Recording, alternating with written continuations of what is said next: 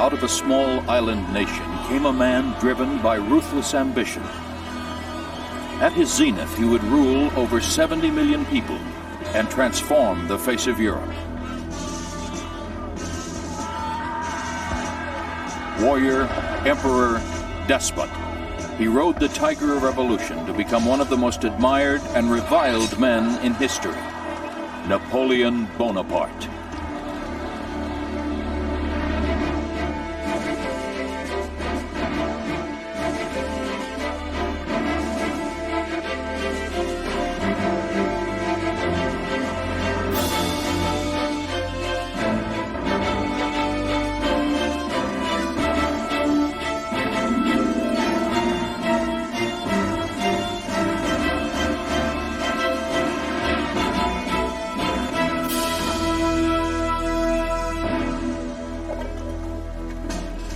On the morning of June 18, 1815, near the small village of Waterloo in central Belgium, an army prepares for war. Troops move into position. Cannons are hauled into place. The stakes are high. Napoleon Bonaparte is rolling the dice one last time in a bold bid to regain his former glory. Before the day is out, he will know if he's destined for triumph or oblivion.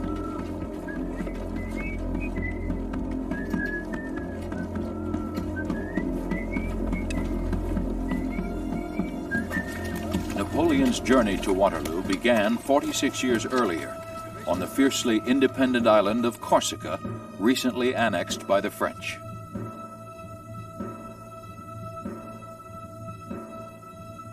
Born in August 1769, Napoleon was the second of 8 surviving children.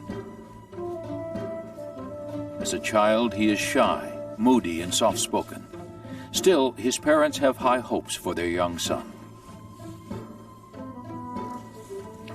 In 1799, at age 10, he's enrolled in the French military school at Brienne.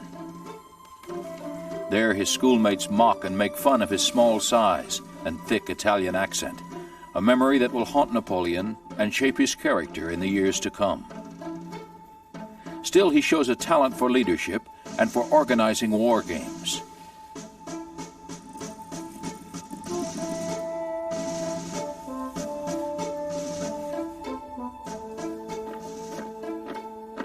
At 15, Napoleon transfers to France's most prestigious military academy, the École Militaire in Paris.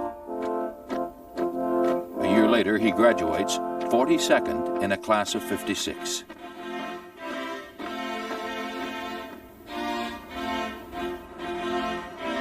Napoleon is commissioned a second lieutenant in the artillery in September 1785.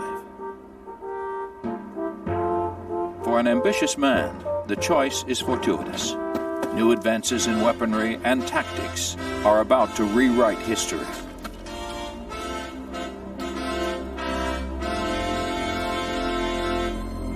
Already an expert in maneuvering field guns and commanding a detachment, Napoleon will show a genius for pitting the firepower of cannons against the manpower of an army. He plans to use his skill to drive the French out of his native Corsica until a much larger drama overtakes him.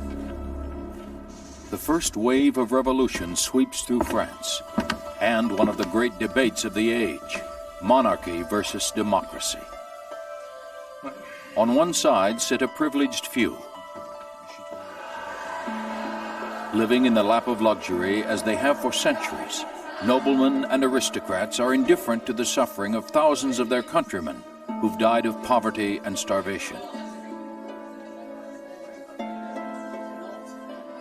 On the other side, philosophers, like Jean-Jacques Rousseau, are spreading radical new ideas about human rights and rallying around the cry, liberty, equality, fraternity.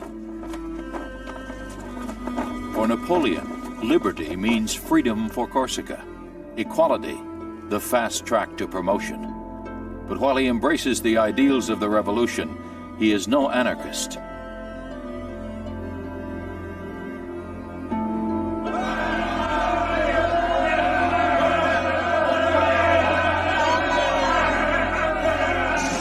August 10, 1792, anger in the streets boils over. A mob invades King Louis XVI's palace. With them march sections of the Paris National Guard. From the beginning, it is obvious blood will flow, and Napoleon is there to witness it.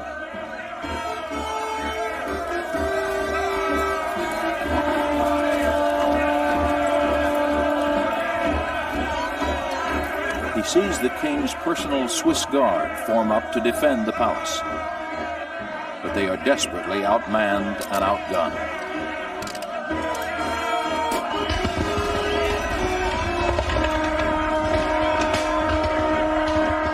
Louis and his wife, Marie Antoinette, are dragged away to prison. The despised monarchy has come to an end. Now the rebels go berserk. Venting generations of hatred, they mutilate the corpses of the Swiss Guard, cutting off their ears and genitals.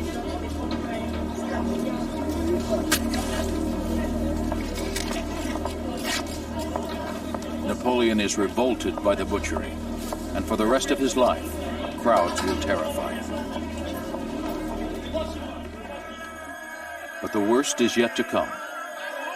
In 1793, Louis XVI and Marie Antoinette are marched to the guillotine.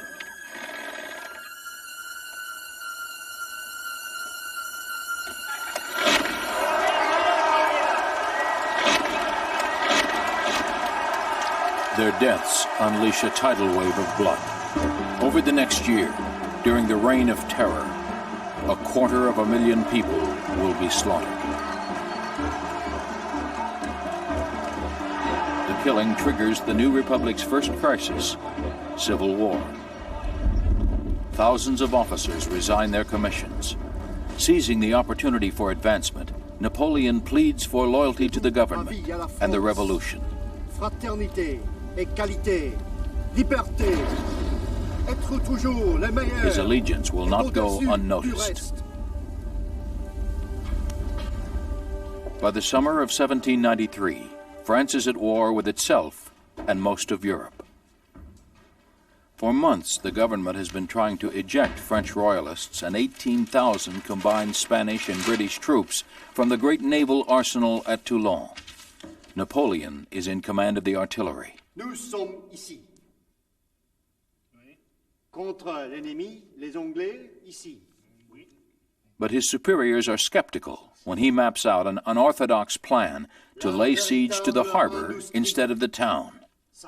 He proposes to use land-based artillery to pound the British ships with hot shot, preheated cannonballs turned into flaming incendiaries.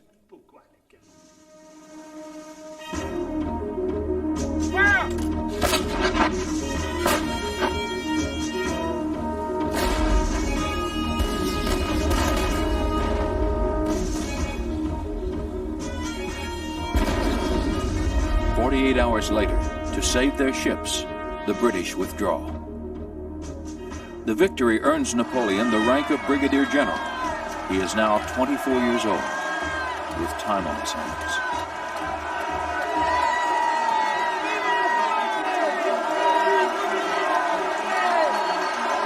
He will not be summoned again until October 1795, when 30,000 royalists, fed up with the new regime, stage a coup.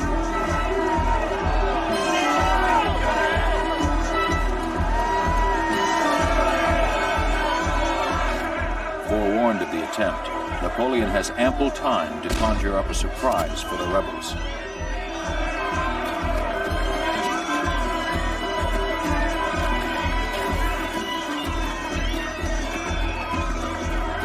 As they surge forward, he rakes them with what he calls a whiff of grape shot, clusters of small iron balls fired at point-blank range.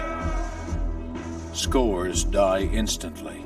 Hundreds more retreat, stunned by Napoleon's cold-blooded attack. For the smug young general from Corsica, his shocking performance this day is only the beginning.